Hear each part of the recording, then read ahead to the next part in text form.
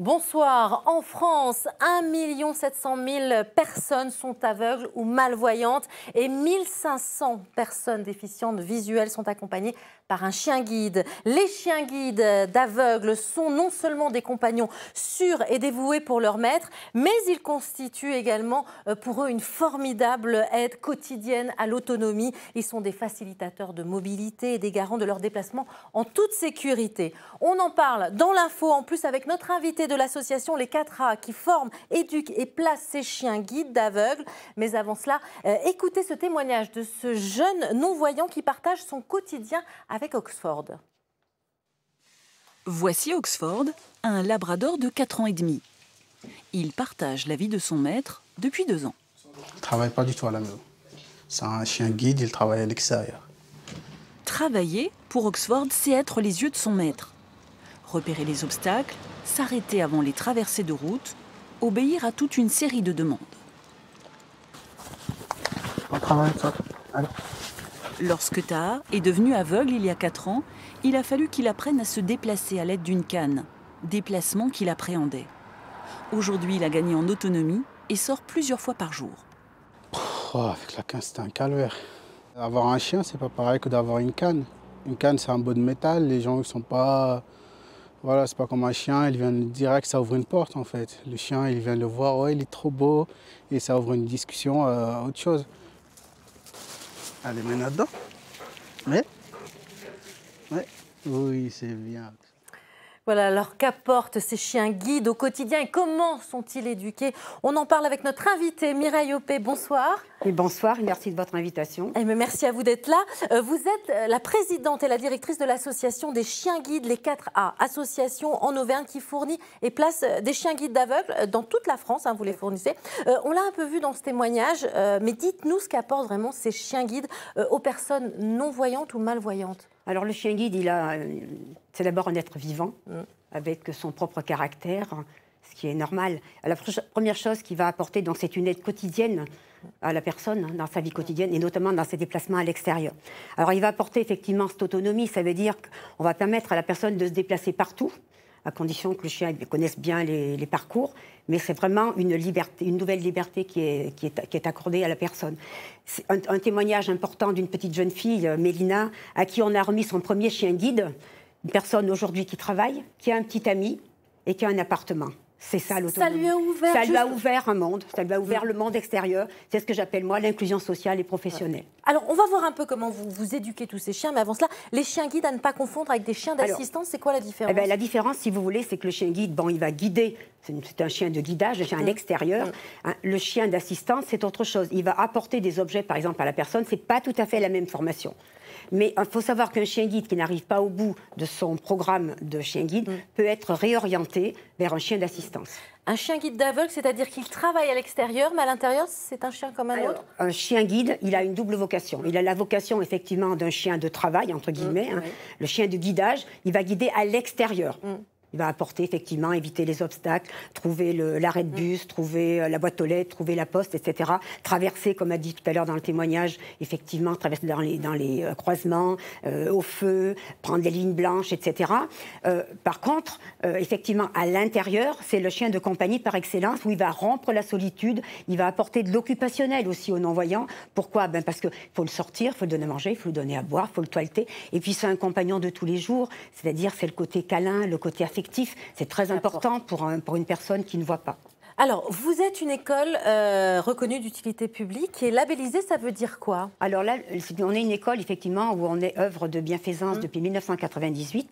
Et c'est à ce titre qu'on peut recevoir des legs et on peut délivrer ce qu'on appelle des CERFA, puisqu'on peut déduire des impôts. C'est l'article 200, je crois, du Code général des impôts. On peut déduire une partie, 66%, je crois. Et c'est surtout que le chien que vous éduquez, que vous allez remettre à son maître, la personne non-voyante ou malvoyante ne règle rien, ne paye rien. Alors, ça, c'est la partie générosité publique. La partie labellisation, c'est autre chose. Si vous voulez, c'est la mise en œuvre du décret de 2014 qui a été pris en application de la loi de 2005, justement, sur l'accessibilité des chiens partout. Voilà. C'est un label qui est délivré par arrêté préfectoral et qui va dénoter, si vous voulez, des notions d'exigence et de qualité on va dire, d'éducation du chien, de remise du chien, du suivi du chien guide, et qui va apporter en plus aux non-voyants une aide de l'État pour l'entretien du chien guide. Ouais, parce qu'à la base, c'est ça, c'est combien? C'est 25 000 € Alors, un chien guide coûte une moyenne de 25 000 € et il est remis gratuitement à tous les non-voyants. Ouais. Alors, vous le disiez, ce décret, ça permet aussi, et ça, peu de gens le sachent, c'est-à-dire que la personne non-voyante peut aller avec son chien partout. Alors, il faut savoir que c'est pas l'interdire. Non, c'est strictement interdit, là, par contre. Les chiens guides sont acceptés partout. Ils sont acceptés dans les transports en commun. Ils ne payent pas de place supplémentaire, il faut le savoir. Hein. Ça, c'est la loi qui le dit et c'est l'arrêté de 2014. Ils peuvent aller dans les avions. Ils sont acceptés partout, y compris dans les hôpitaux. Alors, il y a plusieurs races que vous prenez justement comme chien. Oui. On connaît le Labrador, on connaît le Golden. C'est le chien d'excellence. Mais il y en a d'autres. Oui, bien sûr. Alors, il faut savoir que le Labrador, dans 90% des cas, c'est des Labradors. Mais effectivement, maintenant, il y a d'autres races de chiens. Alors, nous, on a les Golden Retriever, qui sont des chiens. Alors, c'est un peu le cousin germain du Labrador, mais il a ce côté posé et ce côté affect qui est très important. On a effectivement le berger allemand, maintenant, qui revient. Alors, c'est plus des personnes qui ont vraiment envie de ces chiens. Et je vais juste faire une petite parenthèse. Le premier chien guide qui a été remis en France, c'est en 1952. C'était un berger allemand. Hein, c'est M. Cortéville qui l'a remis à son propre ami, et c'était une bergère allemande, je crois que c'était Doki ou Doki, quelque chose comme ça. Il y a aussi une race qui vient d'apparaître, c'est le Labrador Doodle. Alors, il y a effectivement... C'est quoi, c'est un croisement? Alors, c'est un croisement entre le caniche et le Labrador. Alors, le caniche pour son côté, on va dire, intelligence, et le côté Labrador pour son côté, effectivement, comme on a déjà vu, puisqu'il a déjà fait ses preuves, le Labrador, c'est le chien d'excellence, chien qui va devenir chien guide. Alors, ces jeunes chiots sont d'abord placés en famille d'accueil. Rapidement, ça consiste en quoi? Alors, le chien, nous, on ne fait pas d'élevage au Catra. On achète nos chiots dans des élevages professionnels. Et ils sont effectivement placés dans des familles d'accueil pendant... Il y a deux périodes d'éducation. Il y a la période, on va dire, jusqu'à 1 an. Pendant 1 an, ils sont placés dans des familles où, on va apprendre la sociabilisation du chien. À être propre, à se promener, aller en ville, partout. Les bruits de la rue, les bruits de la ville ne sont pas les mêmes que les bruits dans la campagne. Au terme de cette année-là, il y a un bilan de tutelle qui est fait par l'équipe éducative qui va définir si oui ou non il peut passer le cap pour aller donc rentrer au centre pour devenir chien guide. Donc ça c'est l'école, ça c'est l'école. Ça c'est la partie famille. Oui. À 12 mois, une fois que le bilan est fait, il va rentrer à l'école. Et rentrer à l'école, ce sont nos éducateurs chien guides qui vont le prendre en charge. Et là, il va prendre effectivement, entre guillemets, son métier, effectivement, de chien guide. Il va répondre à combien d'ordres, justement? Alors, à peu près un chien doit répondre à 50 ordres. Alors, il y a déjà les ordres d'obéissance, il y a les ordres de guidage, les ordres de recherche, et il y a les ordres directionnels, droite, gauche, demi-tour, etc. Et ensuite, donc, vous trouvez justement un binôme, une personne qui va pouvoir avoir son chien guide. Comment ça se passe justement? J'imagine que ça ne doit pas être évident, surtout pour des personnes qui n'ont jamais eu de chien. C'est leur sécurité qui dépend de ce chien en fait. Il faut savoir qu'effectivement c'est un climat qui est anxiogène au départ, mais on a vite fait confiance au chien. Alors ça se passe, si vous voulez, ça ne se passe pas comme ça en un éclair. Quand une personne fait une demande de chien guide, déjà il y a un dossier qui est très complexe à monter. Il y a des dossiers médicaux, paramédicaux, il y a une consultation auprès d'une psychologue, etc. Donc le dossier une fois constitué, donc on va prendre contact, effectivement, aller au domicile du non-voyant. On va commencer de prendre contact avec lui. Ensuite, alors je vous passe les détails. Après, la personne va venir au centre pendant 48 heures, ce qu'on appelle le prestage de 48 heures, où là, il va y avoir effectivement un courant qui va passer entre le non-voyant et nous. On va commencer de lui donner des exemples précis pour diminuer ce climat anxiogène. Ensuite, ça fonctionne. Il y a plein d'autres domaines après, mais après, il y a le stage d'1 semaine au centre, où là, on va vraiment travailler avec le non-voyant et le chien.